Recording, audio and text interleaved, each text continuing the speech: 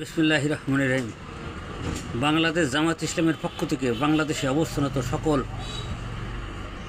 ভাই ব্রাদার, আত্মীয় স্বজন, বন্ধুবান্ধব এবং জামাত ইসলামের শুভাকাঙ্ক্ষী সকলকে আন্তরিক শুভেচ্ছা অভিবাদন। কিছুক্ষণ আগে জামাত ইসলামের ঊর্ধ্বতন কর্তৃপক্ষ গোলাম পরোয়ার তিনি একটা ভিডিও বার্তায় জাতির কাছে স্পষ্ট মেসেজ দিয়েছেন, আগামী সংসদ নির্বাচনে বাংলাদেশ জামাত ইসলাম 30 আসনের ভিতরে 100 আসন ছেড়ে দেওয়ার ভিত্তিতে সমঝোতা হবে এবং 200 আসনে জামাত ইসলাম প্রতিনিধি দিবে এবং নির্বাচন করবে।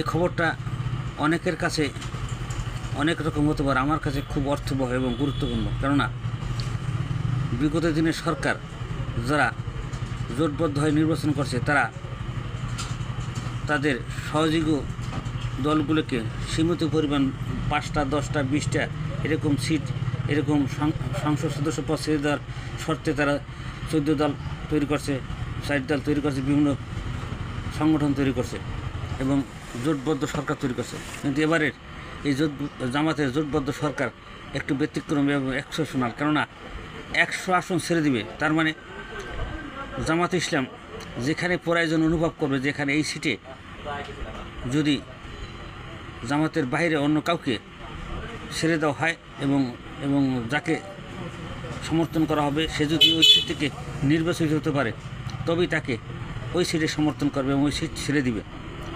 সেক্ষেত্রে অনেক স্বতন্ত্র প্রার্থী চলে আসবে, বিভিন্ন দলের প্রার্থী যোগ্যতার ভিত্তিতে নির্বাচন করতে পারবে এবং জামাত সেখানে সমর্থন দেবে, ছেড়ে দিবে। জামাতের ব্যানারে অথবা জামাতের সহযোগী দল হিসেবে সেখানে নির্বাচন করবে। এ থেকে দেখা যায় অধিকাংশ সিটেই স্বতন্ত্র হোক, বাংলাদেশ ইসলামী খেলাফত হোক, চরমনাই দল হোক এবং এনসিপি হোক, এবি পার্টি হোক, প্রত্যেকটা দলের সাথে কোঅপারেট করে সিট ছেড়ে দেওয়া হবে এবং এই সমঝোতার ভিত্তিতে যদি সিট ছেড়ে দেওয়া হয়, তাই অধিকাংশ ক্ষেত্রে সেখান থেকে সংসদ সদস্য নির্বাচিত হবে। আর এই ছেড়ে দেওয়ার ফলে যে সুফল আসবে, এই সুফলটা মূলত জামাতের ঘরেই এবং জামাতের আগামী সরকার গঠনের সহায়ক ভূমিকা পালন করবে। এবং এই যে স্যাক্রিফাইস, এই স্যাক্রিফাইসের কারণে আগামীতে জামাত সরকার গঠন করবে, এতে আর কোনো দুশ্চিন্তা এবং এতে আর হতাশ হওয়ার কোনো কারণ নেই।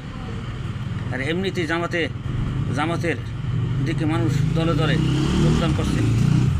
বিগত 53 বছর বিভিন্ন সরকারের শাসনামল দেখেছে মানুষ, সেই শাসনামল থেকে মানুষ তিক্ত অভিজ্ঞতা নিয়ে জামাতের দিকে মানুষ পঙ্গপালের মতো ছুটে আসছে এবং আগামীতে জামাত সরকার গঠন করবে এবং আন্তর্জাতিক পরিমণ্ডলে জামাতের যে অবস্থান এবং বাংলাদেশের ব্যবসায়ীদের যে চিন্তা চেতনা, যে আগ্রহ জামাতকে ক্ষমতা আনার জন্য, সব কিছু মিলে জামাত ক্ষমতার দ্বার প্রান্তে, শুধু সময়ের অপেক্ষা।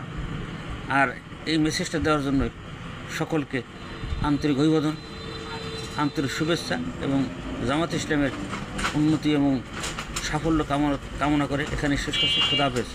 বাংলাদেশ জামাত ইসলামী জিন্দাবাদ।